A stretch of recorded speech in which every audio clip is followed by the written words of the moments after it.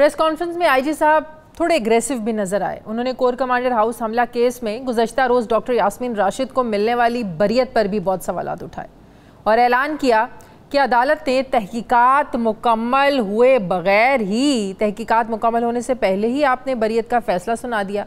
साथ ही उन्होंने कहा कि डॉक्टर यास्मीन राशिद समेत दीगर को मिलने वाली बरियत को पंजाब पुलिस चैलेंज करेगी। यास्मीन राशिद 41 कॉल्स, और ये कॉल्स जीएसएम की कॉल्स है, व्हाट्सएप की कॉल्स, और इंशाल्लाह ताला इनके जो बाकी डेटा है वो हम अदालत में सामने रखेंगे। नाजरीन, आईजी पंजाब की प्रेस कॉन्फ्रेंस के बाद बड़े सवालात उठ रहे हैं। आईजी साहब क्यों और किसकी इमा पर सिर्फ तस्वीर का एक रुख दिखाने पर बजिद हैं। सवाल उठ रहा है कि जिस रोज़ 9 मई के वाक़यात हो रहे थे, पंजाब पुलिस उस वक्त कहाँ थी, कहाँ गायब थी। कोर कमांडर हाउस पर जब हमला हुआ, फौज और एजेंसीज की जिम्मेदारी तो बात की थी, पंजाब पुलिस सड़कों पर क्यों मंजर से गायब नजर आई। चंद हजार मुजाहिरीन के जुलूस को क्यों इतना मौका दिया गया, क्यों उनको इतना वक्त दिया गया कि वो वहां तक पहुंचे, तोड़ फोड़ करें और जलाओ घेराव करें। पाक फौज के जवानों को सलाम, उनकी हिम्मत, उनकी बर्दाश्त को सलाम कि उन्होंने मुजाहिरीन पर सख्ती की, ना ही गोली चलाई, लेकिन पुलिस की मौजूदगी में वो ऐसा करते भी क्यों। लिबर्टी चौक से चलने वाले जुलूस को पुलिस ने रास्ते में आखिर क्यों नहीं रोका, जबकि आधे घंटे के मार्जिन पर जमान पाक का मुहासरा कर लेने वाली पुलिस उस दिन घंटों तक अमन व अमान की सूरत हाल को आखिर काबू क्यों नहीं कर सकी। आईजी साहब, आप फरमा रहे हैं कि अदालत ने बगैर तहकीकात मुकम्मल हुए डॉक्टर यास्मीन राशिद की बरियत का फैसला दे दिया, तो आप भी तो अदालत से रिहाई के बाद कोई दूसरा मुकदमा फ़ौरन बनाते हैं और साथ ही दोबारा गिरफ्तार कर लेते हैं। आप वहाँ भी क्यों रिहाई को कानून के मुताबिक अगली अदालत में चैलेंज नहीं करते, क्यों अगला मुकदमा बनाने की आपको ज़रूरत पेश आती है। आईजी साहब ने कहा कि तमाम वीडियोज़ मौजूद हैं, कोई नहीं बच पाएगा।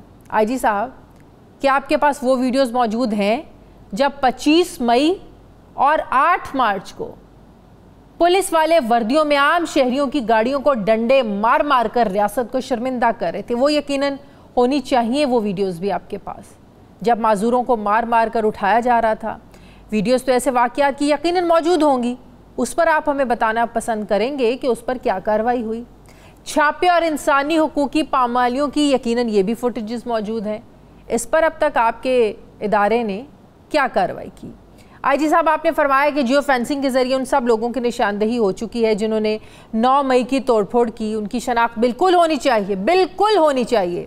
लेकिन क्या पुलिस के उन बहादुर जवानों की किसी ड्यूटी रजिस्टर से निशानदेही हुई है जो गिरफ्तारियों के लिए घरों में गए, लेकिन घरों में लोगों की माओं पर तशद्दुद करते रहे, उनकी तजलील करते रहे, घरों में तोड़फोड़ करते रहे? क्या ऐसे पुलिस जवानों से आपने पूछा, उनसे आपने कोई इन्वेस्टिगेशन की या आप करेंगे?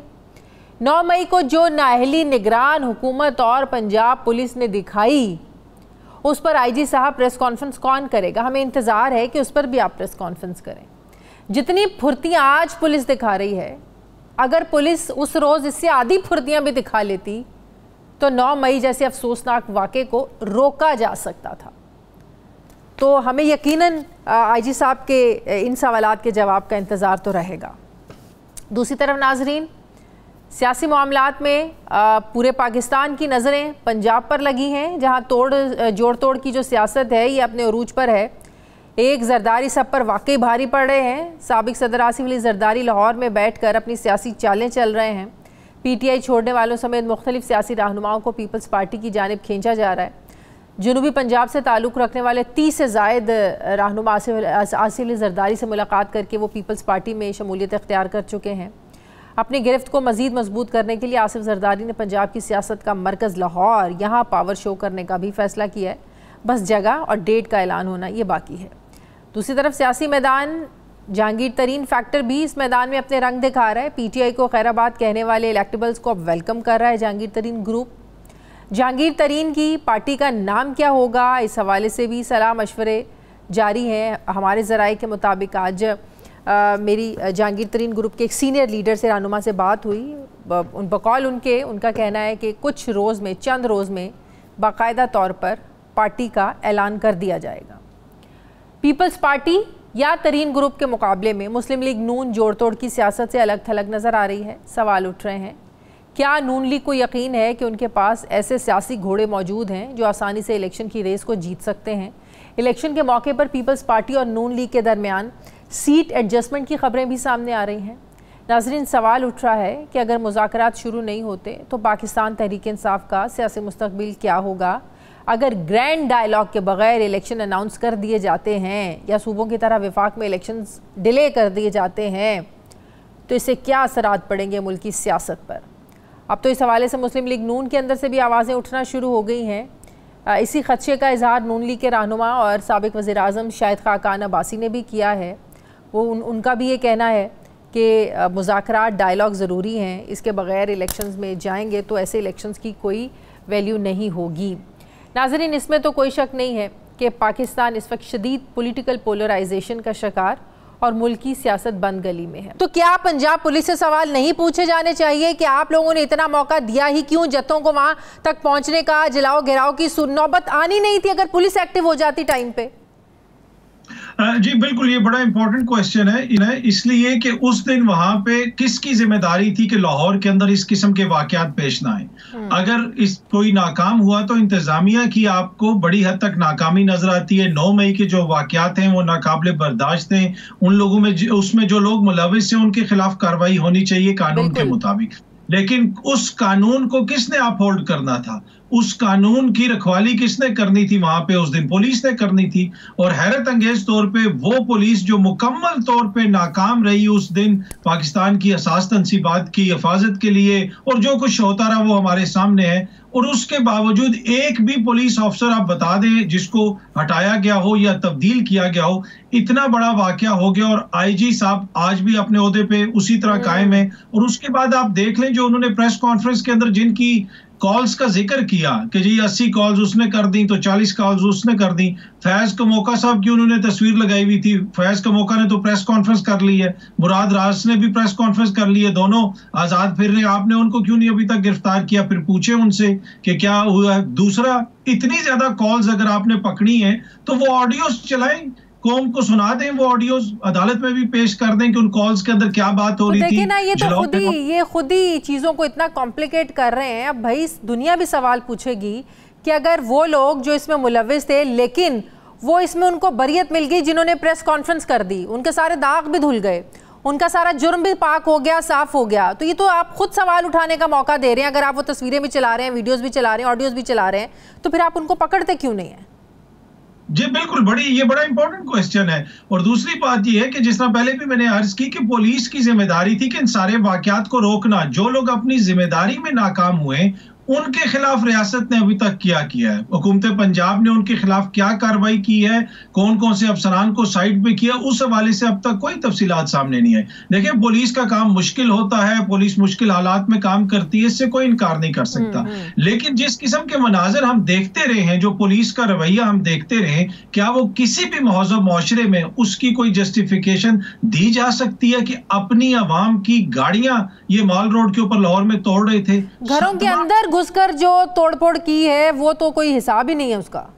वही मैं कह रहा हूं ना, देखें, जब घर के अंदर या जेल के अंदर या थाने के अंदर कोई इल्जाम लगता है वो तो अलग बहस है, उसका सबूत तो शायद हमारे पास ना हो। लेकिन जो हम सड़क पे देखते हैं कि जो पुलिस का रवैया है, ये आज से शुरू नहीं हुआ। यास्मीन राशिद की इन्होंने किस तरीके से माजी में गाड़ी तोड़ी, पंजाब पुलिस ने दीगर शहरियों की गाड़ियां तोड़ी, ये एक क्रिमिनल रवैया है। ये क्या लॉ जो 2014 के गुल्लू भट्ट कोई नहीं भूल सकता। एग्जैक्टली ये कौन सा रवैया है कि आप अपने शहरियों की गाड़ियां तोड़ें? देखिए, होता यह है कि जब आलमी सतह के ऊपर जब इस पे आवाजें उठ रही हैं, ह्यूमन राइट्स वॉच बात कर रही है, एमनेस्टी इंटरनेशनल बात कर रही है, वो क्या देख रहे हैं? वो पुलिस का रवैया देख रहे हैं जो दुनिया भर का मीडिया दिखा रहा है कि ये अपने शहरियों के साथ क्या सलूक कर रहे हैं, ख्वातीन को बालों से घसीट रहे हैं, उनकी गाड़ियां तोड़ रहे हैं। तो ये वो सारी चीजें हैं जिनकी वजह से फिर हो सकता है कि कुछ गलत इल्जामात भी इन पे लगते हों जो पुलिस ने ना किया हो। लेकिन अब तक जो पुलिस का रवैया है वो इंतहाई मायूस कुन है। सही, तो ऐसे माहौल में कोई मुज़ाकरात का माहौल तो बनता हुआ नजर नहीं आ रहा था। नहीं, मुझे नहीं लगता। देखिए, हुकूमत ने तो ये एक पूरा बयानिया बनाया है ना। ये हुकूमत वो है जो अभी तक भी इस पोजीशन में नहीं आई कि ये इंतखाबात लड़ने के काबिल हो सके। तो ये 9 मई के बाद इन्होंने एक सियासी बयानिया बनाने की कोशिश की, जिसको बड़ा धचका लगा है यास्मीन राशिद साहिबा की बेगुनाही साबित होने पे अदालत में। इनका सियासी बयानिया वो डूबता जा रहा है। अब इस वक्त मुज़ाकरात मुझे नहीं लगता कि हुकूमत करेगी, वो कभी भी नहीं चाहेंगे। वो उनकी यही ख्वाहिश है कि किसी तरीके से पाकिस्तान तहरीक इंसाफ को खत्म किया जाए। हाँ, जो असली मामला नहीं, अगर इनका सियासी बयानिया डूबता जा रहा है तो तहरीक इंसाफ कौन सा तरना शुरू होगी? वो कौन सा तर रही है? आप देखिए रोज बरोज उनके लोग छोड़कर जा रहे हैं। 4-5 दिन में जहांगीर तरीन की क़यादत में नई पार्टी का ऐलान होने वाला है, वो ग्रुप सामने आ जाएगा। तो तहरीक इंसाफ का जो इनका एक मकसद था वो तो पूरा हो गया ना। तहरीक इंसाफ का कौन सा नामो निशान रहेगा? आप बताएं। देखिए, पाकिस्तान तहरीक इंसाफ के बहुत सारे लोग छोड़ के जा रहे होंगे, लेकिन ऑन द ग्राउंड क्या सिचुएशन है शाजिया? सिचुएशन ये है कि ये लोग इकोनॉमी बेहतर करने आए थे। इस वक्त आपके मुल्क में तारीख की बुलंद तरीन महंगाई है। इस वक्त आपके मुल्क के अंदर जो मौशी हालत है, आपकी टेक्सटाइल सिर्फ $2 अरब कम हो गए हैं, $2 अरब से भी ज्यादा एक साल के अंदर। तो इनकी कारकर्दगी क्या है? जब तक इतनी नाहल इनकी मौशी फ्रंट के ऊपर कारकर्दगी होगी, तो क्या ये समझते हैं कि 4 प्रेस कॉन्फ्रेंसें करवा के या कोई नई पार्टी लॉन्च करके ये अवाम को अपने साथ मिला लेंगे? असल इशू ये अवाम का है ना। पार्टी रहनुमा तो बहुत सारे छोड़ के जा रहे हैं, लेकिन क्या जहांगीर तरीन को करोड़ों लोग वोट देंगे? क्या नून लीग को वोट देंगे? मेरा नहीं ख्याल।